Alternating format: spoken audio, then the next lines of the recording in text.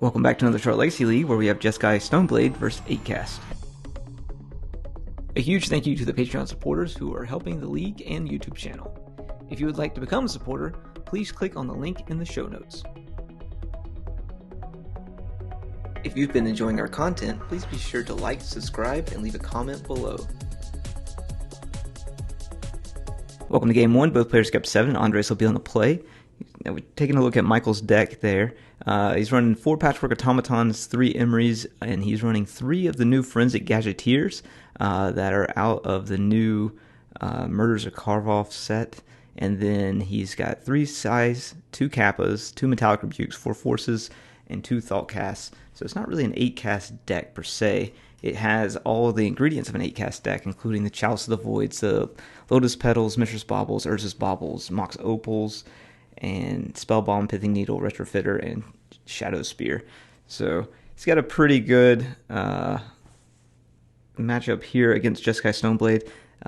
Andre's running the Stoneblade package with Cauldra, Jeet, and I believe also Cauldra and Batterskull in the main, and more than likely Jeet in the sideboard. He is running some Snapcasters, True Names, and a Murktide. So he's definitely got some Blast from the Past in this deck as well. Some new tech with the 4th Aerlingus, Lord Revealed, and the Fire Ice, along with a Cantrip suite of 4 Ponders, 4 Brainstorms, 4 Force of Wills, and then 3 Spell Pierces as well. 2 Teferis to work through some of the bullshit that both artifact decks can do, and we'll go from there. So Mike's going to play an Urza Saga on 1, and a Mishra's Bauble as well. You may see him sack that here in a minute, but there's that Forensic Gadgeteer that we were talking about, and it is up on the screen right now, but whenever an artifact spell is cast, you investigate. So he gets to put a clue token into play, and then that clue token now only costs 1 mana as well when it's activated. So we'll see that Force of Will from Andres, and we won't get to see that Gadgeteer in action right now in this game. So he does have 3 artifacts in place, so he'll have to keep that Bauble and not be able to activate it until after he uses his see the Cyanide. Unless he draws another artifact. We'll see a True Name Nemesis on Andres' side, naming Michael. Go back over to Mike's side. Got a roll up on that Urza Saga, and another Seed the Cyanide. So these constructs are going to be big. He can now use that Mishra's Bauble as well if he wants to, because he has Metalcraft with the lands. 3 mana. Let's see what he plays here. All right, so Sai, Master Thopters. That's pretty good as well. A bunch of solid 3-drops in Mike's deck. The Emeries, the Forensic Gadgeteers, and the Sais are really strong here. We'll see another Mox Opal from Mike, and that'll trigger the Sai Master Thopterus. And then we'll see another Mox Opal as well, triggering the Sai as well. Wow, he's really working through this here. So got some Thopters in play, got the Sai going here. He's got 1 mana floating from the Opal. Opal legendary effect is going to make it sacrifice. It's a good thing he doesn't have that Forensic Investigator out right now too. Otherwise, these constructs would be gigantic coming from Mike's side with the clues and with the Thopters. Man, it's just a pretty good value engine. It makes you wonder if the clues are better than the... I guess they fulfill 2 different roles here. We got a Force of Will forcing the Chalice. It is going to pop another Thopter as well from that size, so just a pretty good turn here from Mike all the way around, and we'll see a Bauble popped as well, and that will show us a True Name Nemesis on Andres' side when it's his turn. So unfortunately, True Name Nemesis don't fly, so he's going to have a little bit of work to get through those Thopters, as well as hold back a True Name to deal with a Saga construct. So got a Brainstorm from Andres here. Mike lets it go. I guess that's why he went ahead and Force Willed that Chalice on 1.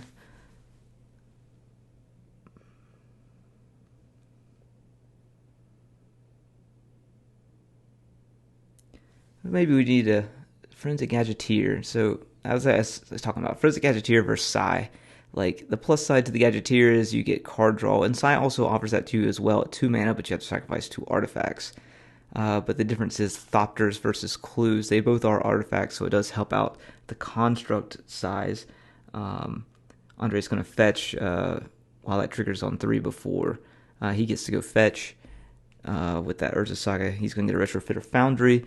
Mike just picked up that Judge promo Retrofitter Foundry. It looks really good. And a swing for over for 3.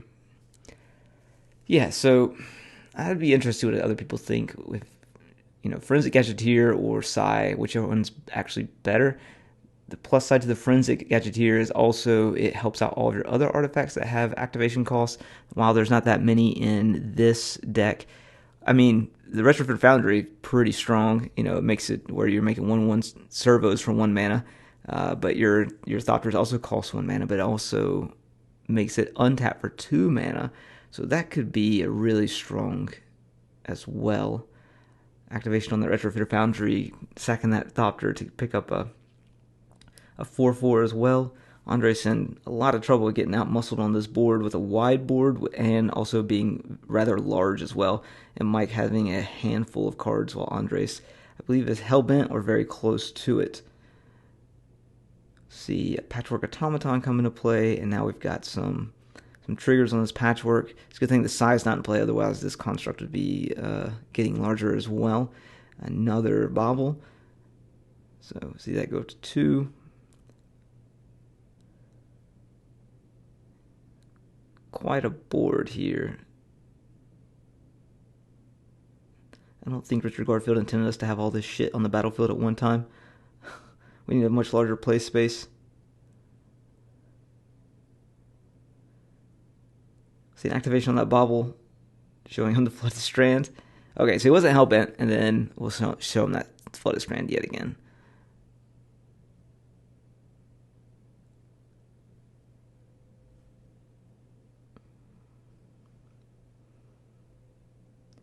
Don't really see a way out of this for Andres. He's got 2 blockers, but there's just such a wide board here. He gets to make another 4/4 construct at the end of Andres' turn, which is 8 power, plus the Patchwork, plus the large construct from the Saga. It's a tough place to be, kind of thing. Terminus is about the only thing that gets him out of this. And even then, alright, we're going to go to game number 2. See you there. If you've been enjoying our content, please be sure to like, subscribe, and leave a comment below. Come back to game 2. Andres is on the play, and both players have kept 7 yet again.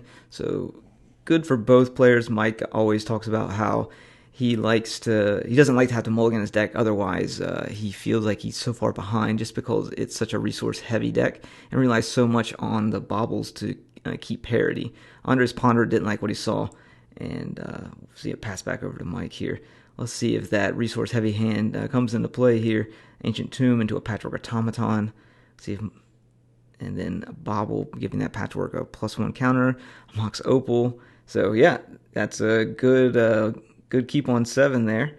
And back over to Andres. See if he's able to put something together here.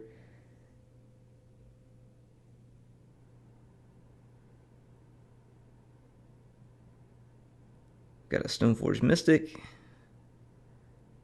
And Mike is going to Metallic Rebuke that. We'll see if Andres is going to fight over it.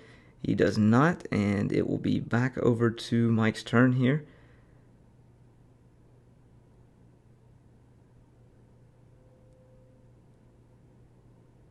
Got 3 mana. It's got to be either Sai. Oh, yeah, there's a Sai.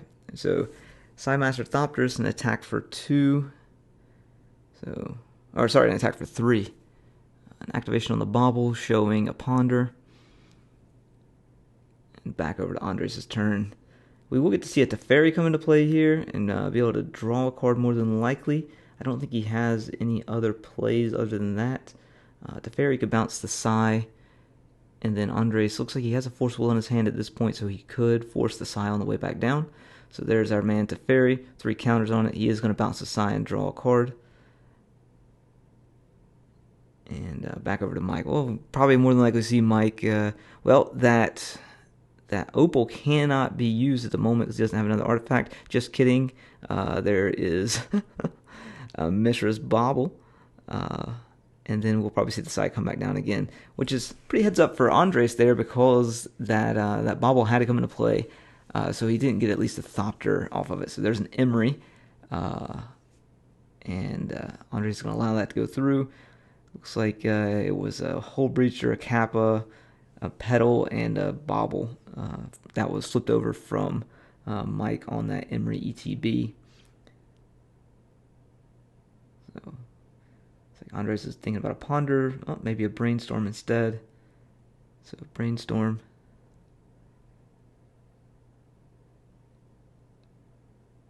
And he finds a Prismatic Ending, a Force of Will, and a Cauldra. So not ideal. Put the Cauldra back on top and probably, I'm not sure what that other card was, but that Prismatic Ending can come in handy to actually kill the Patchwork Automaton next turn if he needs it to. See a fetch from that Prismatic Ending, 3 mana, perhaps a True Name Nemesis coming down, or a Prismatic on the Emery. Okay. That should turn off any graveyard shenanigans for now, keeping that Patchwork in check at the moment. But we'll probably see the Sai come out again. Basic Guru Island from Mike. It's a beautiful card.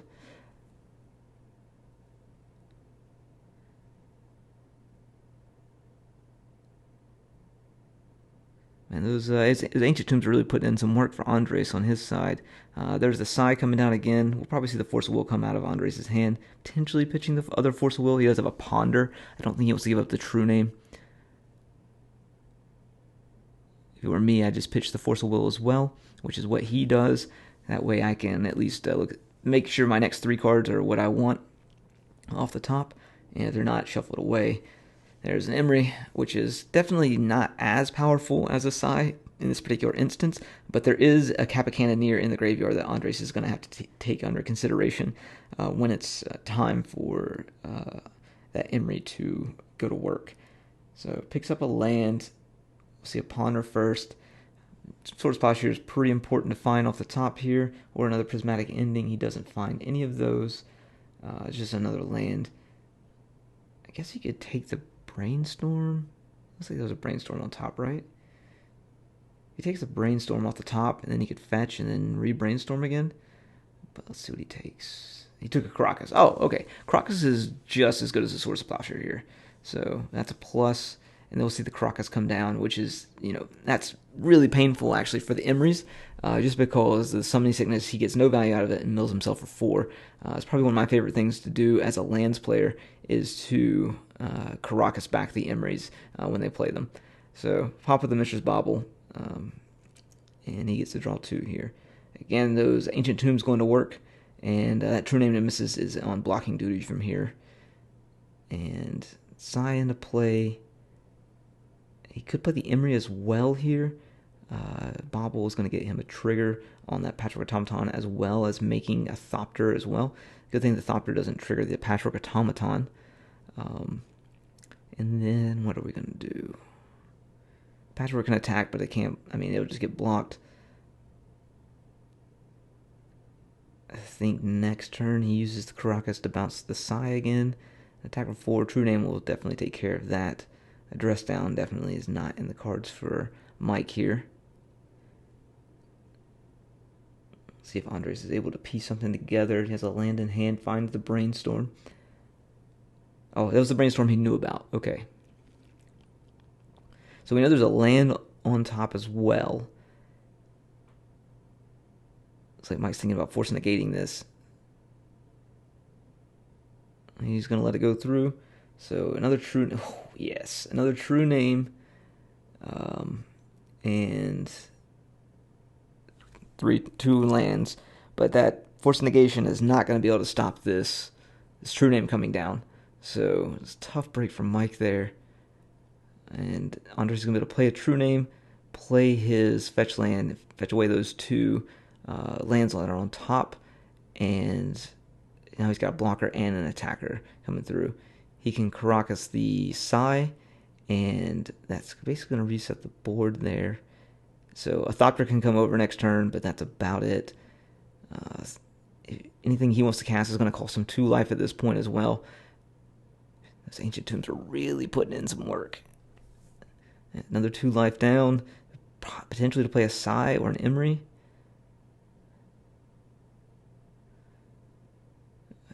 Those Ancient Tombs are essentially turned off at this point, though, after he casts his spell, because he has the 2 True Names out that can easily attack for lethal next turn if he goes below 6 life. So we'll see Mox Opal come trigger on the Patchwork. Another Thopter's going to come out. And then we've got an Emery as well, a mill for 4.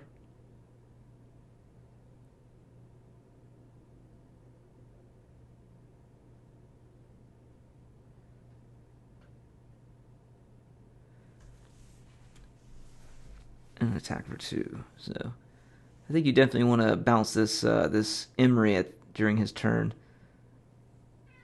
and go from. Let's see what he finds here.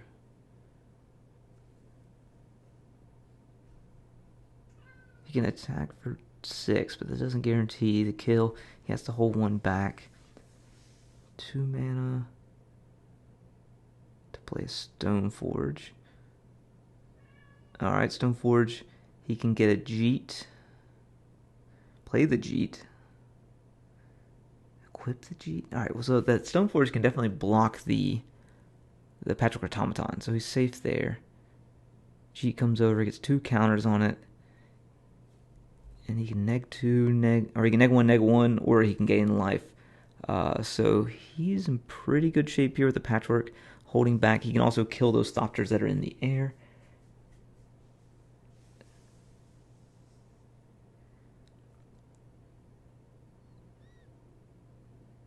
So he has to find the kill on this turn.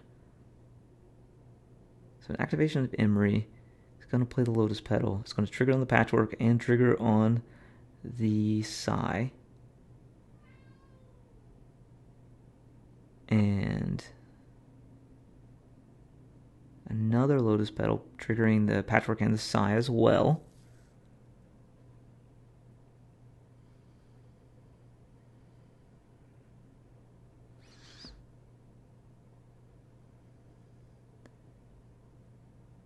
Opal sack to draw 2. I think he's looking for a Shadow Spear here. It's about the only way he can get through this.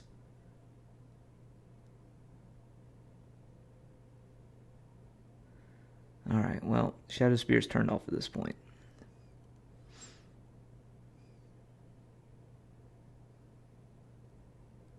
I think he may have run out.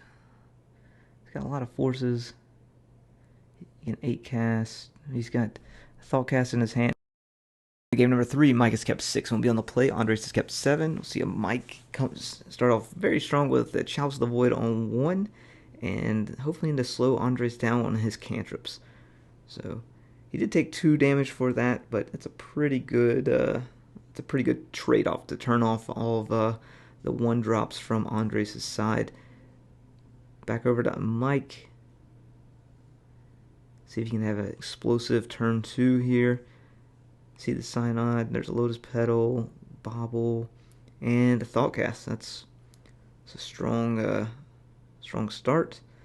Andres does look like he has a Stony Silence in his hand. Doesn't want him to have any more additional cards here. So the Thoughtcast will not resolve, and we'll see a Bobble. See what that shows for us. Looks like it's going to show a Prismatic Ending, so now he has an answer to that Chalice of the Void, or not. Andres is going to fetch it away, not knowing what it was. Gets the basic planes, has a Source of Plowshare in hand now, and we'll see if that Stony Silence is going to resolve.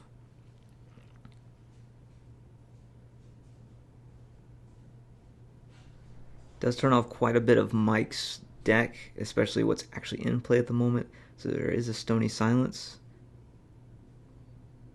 It's like Mike does not have the force, so go with another 2 life. and we'll see a Patchwork Automaton come into play. Andres can deal with that next turn. He does have... Well, no, he can't, because there's a Chalice on 1 out. Me, I just blindly fire that Swords in there, not paying any attention, and then I'd probably lose the game. So, an unanswered true name, naming Mike. We'll see a Saga come into play. Does have the mana to at least activate the Saga and make some constructs out of it. That's a plus for Mike on this stony, silenced board state. Snapcaster, Prismatic Ending. Looks like we may see a Prismatic Ending come now and try and blow up that Chalice of the Void.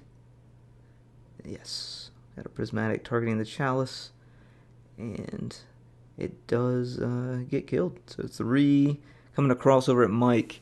See if there's anything he can piece together here. Saga's going to go up to 2. Another Chalice on 1.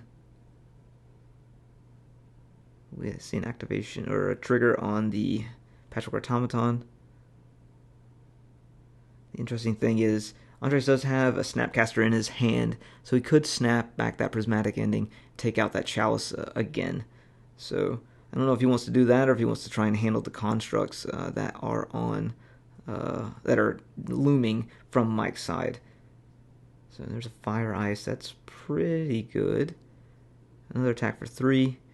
It's pretty brazen considering that he knows that a construct is going to come out. And he's at 16, and that's a rather large construct.